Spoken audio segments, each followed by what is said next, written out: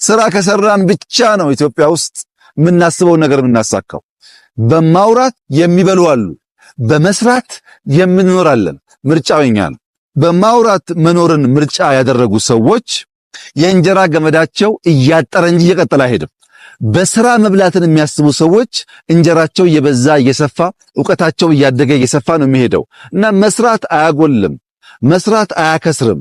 ሁላችን ቀን ከሌት ብንሰራ ለሀገራችን፣ ለኢትዮጵያ፣ ለሕዝባችን ብንሰራ ሽልማታችን በምድርም በሰማይም ነው። ይሄ ስራ አድካሚ ነበር እንደምታውቁት። ይሄ ስራ በጣም ብዙ ጭቅጭቅ ያለበት ነገር ነው። ውጤቱ ስራ ከሰራን ብቻ ነው ኢትዮጵያ ውስጥ የምናስበው ነገር የምናሳካው። በማውራት የሚበሉ አሉ፣ በመስራት የምንኖራለን። ምርጫው የኛ ነው።